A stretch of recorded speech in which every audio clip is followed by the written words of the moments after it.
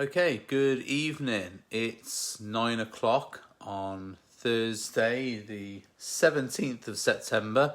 So this is day 11, and we are going to talk today about you're not eating enough to lose weight, which is something that is said quite a lot, unfortunately. And it stems from this misconception by a lot of people, and actually sometimes quite intelligent people, who have the misconception that you need to eat food in order to stoke some sort of fire in your metabolism to lose weight. Now, it is true, of course, that if you don't eat a lot of food, there's a couple of things that will happen. If you don't eat a lot of food, you will lose weight, you will lose body fat. However, after a while, the body decides that, hold on, if we keep going this way, we're going to eventually die because we're losing body fat too fast. Because body fat release is essentially a defense mechanism that the body does to make up the deficit between the energy that you've expended and the energy that you've actually intaken for that day. Now, most of us have body fat reserves that can keep us going for a number of days, even weeks, even if we didn't eat any food, in a sort of a survival mechanism. But obviously, if this does happen too long, then eventually the long term is that you die. And of course, people who do go on starvation diets do die if they don't get food. So it is something that the body tries to protect against. And one of the protection measures it does is to slow down our metabolism ever so slightly in order to prevent us burning too much body fat. Now, let's just be clear here. People talk about starvation mode and all of the such things, metabolism being broken and stuff like that. Now, one of the things about starvation mode is that people have this misconception that if you are in starvation mode, you actually then, as soon as you eat food, you put all the food back on as fat. That's not what happens, and that's not how the body works. I don't know why starvation mode became a thing. It obviously has become a thing, but if you look at people in countries where people are actually starving to death, when they get their aid packages from the food organisations, they don't just put on loads of body fat straight away. It's not something that happens. Starvation mode is more of a sort of Western thing that's been thought up by people in the Western world. And here's what happens is people go on a diet for a period of time, and then they can't hack the diet for whatever reasons. A lot of the time the diet's too hard, too restrictive, and that's what I've got a bit of a thing about against fake diet gurus. But let's say they go on a diet, they restricted themselves for too long, at too much of a calorie deficit, and then what happens is they then overeat. They break what I call the prison style of diet, overeat, and then they put weight back on, and that weight becomes body fat. And then there's this thing about, I was in starvation mode, and as soon as I ate again, I put back on a load of body fat. What actually happened was you were in a calorie deficit of probably around about 500 to 600 calories a day, and then you were losing some body fat, and then you went back off your diet and you ate something like 2,000 calories extra a day. So you ended up in a surplus, and very quickly your body stored body fat.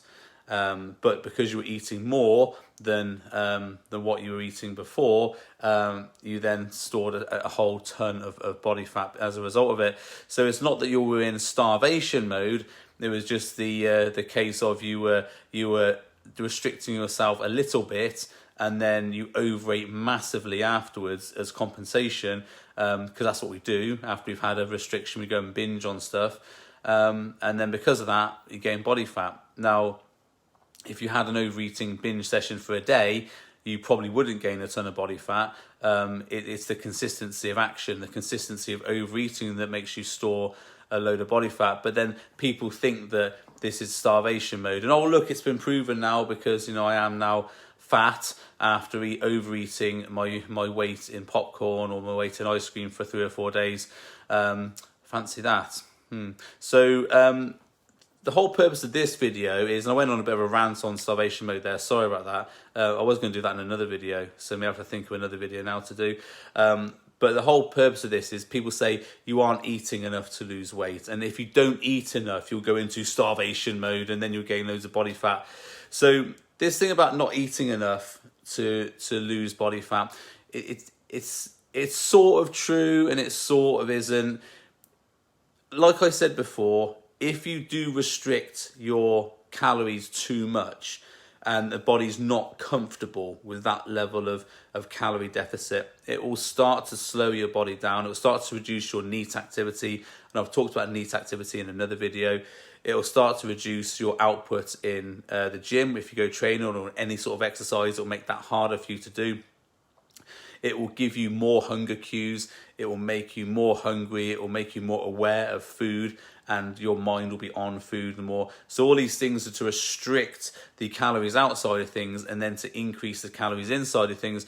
And what the body does, it tries to get you back to its acceptable level of body fat. And this is called the Lipostat. It's put forward in a couple of books. I talk about, I think briefly in my book. Really the book you want to read is Stefan Guyenet's The Hungry Brain. He talks about it a lot in there. And the body doesn't like it, the fact that you're in a state it's not comfortable with. So it tries to bring you back to that state. Now this also works the other way. If you overeat for a weekend, you'll find that you're not as hungry for a couple of days afterwards, because the body tries to bring you back down. If you've overeaten and gained body fat, it tries to reduce your appetite, so it brings you back down to where you were before that. So and it's only from consistently creating either a calorie deficit or a calorie surplus where the body starts to shift its perception of what is acceptable body fat. But if it's too stressful, and bodybuilders find this a lot if they're trying to overeat to gain muscle, if they're overeating for a period of time to try and force the body to grow, what tends to happen is the body gets sick and the mind gets sick of eating, and what happens is you actually get an aversion to food. And a lot of bodybuilders will find this if they're trying to gain weight and they're trying to force feed themselves.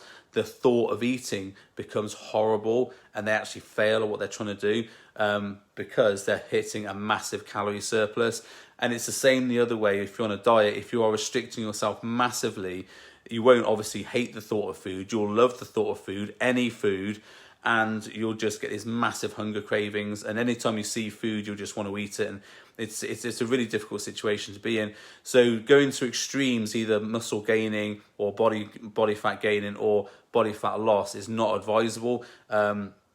Although some people do promote it as a way of losing body fat quickly, I would say that really you want to be in a small calorie surplus or a small calorie deficit to tip the scales either way. And obviously what we're doing on the challenge week this week is trying to lose body fat, trying to restrict our calories a little bit. So that is why right at the beginning I said don't cut loads of stuff out. Just go and do 3 small things that you can restrict every day. So your half a chocolate bar, your packet of crisps, your 2 biscuits instead of 4 at tea time. Because all those things are small restrictions. They're things that the body will accept you not having. So it will create a deficit which is manageable and acceptable by the body. And then what happens then is that you start to lose body fat because you're in a small calorie deficit. And if you do that consistently over time, the body starts to recognize that, okay, we are in less of a calorie amount for the day. We are losing some body fat, but we're happy with that because we can still survive, we can still exist at that level. And what happens is the body's acceptable level of body fat drops. So this is why people who are lean year round can overeat for 2 or 3 days and then go back to being lean, because the body's accepting of a lower body fat level. And people who are overweight have a harder time of it if they go off the diet, because the body still thinks they're at a higher body fat level. And that's called the Lipostat. You can look that up. It's and I think I've got an article on my website actually about the Lipostat. You might be able to find that. I'll see if I can find it. But the whole idea of this, circling back again, I went on a tangent again, of this, you're not eating enough, is that if you do restrict yourself too much, the body will decide, or your mind will decide, whatever, that that it doesn't want to burn any more body fat, because the deficit you're creating is too much. It's too big a calorie deficit.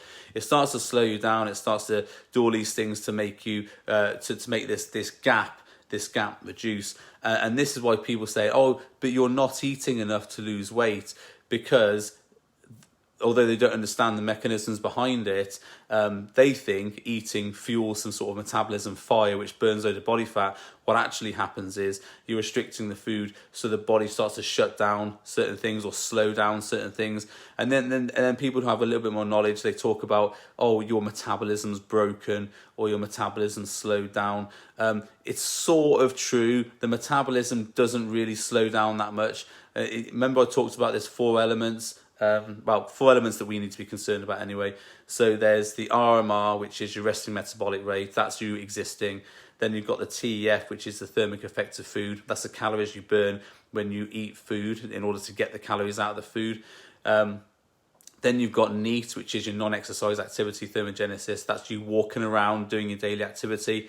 And then there's EAT, which is exercise activity thermogenesis. That's you in the gym, at the swimming pool, running around the park, anything exercise based. Those are the 4 main energy burners in the day. Now, if you think about RMR, that's what it costs to keep your body alive. So unless you're going to chop off an arm or pull out a kidney or something like that, you're not really going to change that. As your body weight drops, then your RMR will drop, but that's because you're carrying around less weight. So if you're 90 kilos and all of a sudden you drop 10 kilos, then you're carrying around 80 kilos. So the energy required by the body and the bones in order to hold that weight up, and the muscles in order to move that weight, that is going to be less because you're not carrying another 10 kilos. So because of that, your RMR will drop, your resting metabolic rate will drop because you're carrying around less weight. The heart doesn't have to pump so much because there's not so much extremities to it, whatever, all these things add up, which is why when you drop weight, your RMR goes down. But that's not your metabolism shutting down. That's just the requirement of fuel to move your mass around in the day. And there is a very, very small reduction in RMR that happens as a result of an extreme calorie deficit, but those are minor things. It's not that much. It's not massive. The main area where your body's going to shut down the metabolism is by reducing NEAT and reducing EAT, the exercise and the non-exercise activity thermogenesis. Those are the biggies. Those are where it's going to go, because it's very easy to make you more lazy, to make your gym workouts less motivating, so you don't do as much. It's easier to do that than trying to make your lungs more efficient or trying to make your heart beat 1 less beat per minute. Those sorts of things. Those are the things that are very hard to do. It's very easy to say, let's make you a bit lazy so we don't walk around as much. So then we come back to you're not eating as much to lose weight. Here's the thing, and it's something that I work with clients a lot. Sometimes when I'm working with clients, is you'll find that you've been in a calorie deficit for a long period of time. So you start to see by monitoring their stats. So I monitor body weight, I monitor the calories they're eating. So that's really important. They have to be accurate when they're blogging those things. Monitor their steps, and that's a measurement of NEAT. Monitor their training. So I have my clients wear a MyZone mount so they can monitor how many calories they're burning in the gym. And we monitor any cardio they do. So cardio is slightly different from weight training. I'll go into that in another video, but it's just measure activity. So what we measure is we can see, are the steps going down on average? Because if they are, that's the body starting to reduce your NEAT activity, reduce your moving around. Is your workout activity going down? That's the body reducing EAT, your exercise activity thermogenesis. Is your cardio output? Now, the thing is with cardio, you can actually measure that using a calorie thing. Obviously, you can watch on your treadmill or whatever. You can measure how long. So that might be standard if you're saying to your client, do 400 calories of cardio. So they might do it, but then getting feedback from them, if it took them an hour to do that rather than 40 minutes, you can have a safe bet the body's trying to slow things down. Then you monitor the calories in. That obviously has to be standard. So once you've got all those things, and obviously you can monitor the body weight as well to see where things are going. Now, if you look at all those factors, excuse me, bit of a cold at the moment. If you look at all those factors and you can see the body weight isn't really changing and things like the steps and stuff and that are going down, well, then it's possible that that's what's happening. And if you've got to get feedback from the client, so if this is you doing it for yourself, you've got to be honest with yourself. Maybe keep a journal about how you're feeling that day. Because if you are feeling tired and rubbish and I don't want to go to the gym, and I don't want to get up in the morning, classic signs that the body's trying to slow down, trying to reduce your metabolism as much as it possibly can. So here's the thing. Here's where you're not eating enough comes into it. If we then were to put, say, 200 calories back into the diet. So for some of my clients, I say eat a banana or a couple of bananas a day, or we have a pre-workout carbohydrate or something like that. If we say, let's put another 200 calories back into your diet, but you do them at points where you know potentially they're going to exercise. So let's say we have a banana, which is, let's say it's 100, for argument's sake, let's say it's 100 calories, and they have that before they go to the gym.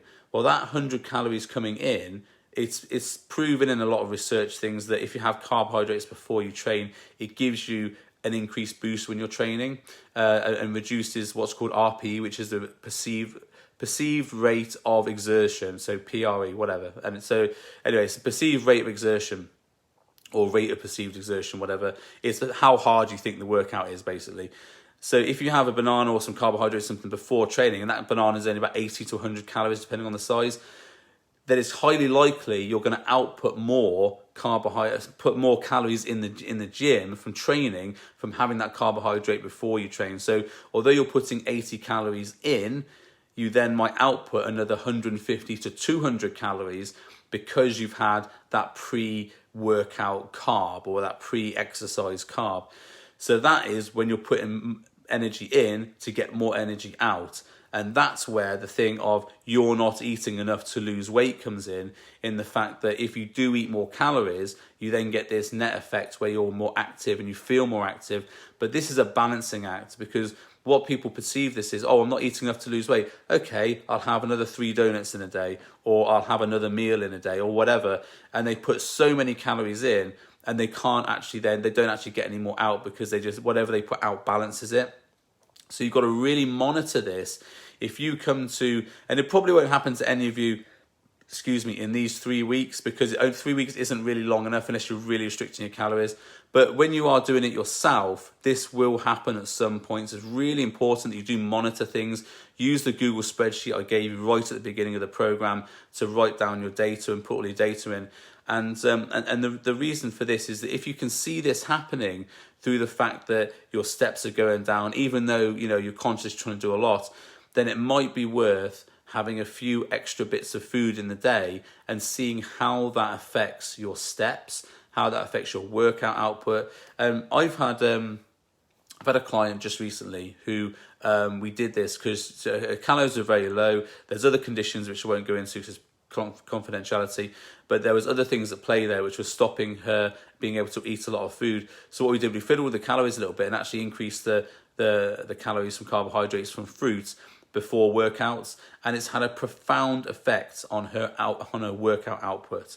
So she has now gone into the gym, is getting PBs on. She does CrossFit, so don't hate me for working with people with CrossFit, but she does CrossFit and she does really well at it. Really hits a lot of PBs, and she's doing really, really well. And that is a direct result of having that banana before she goes training, and she has absolutely smashed her lifts, her output, everything else. So that's all going up, and her mood is better. So she's looking forward to her mood, to her exercise every day.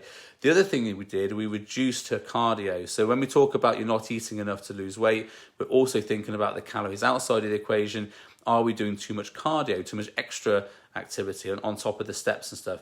So we reduced her cardio because she was doing that every single morning, and we had a banana pre-CrossFit, so she was doing cardio 3 times a week rather than 5 or 6, and this was in the morning.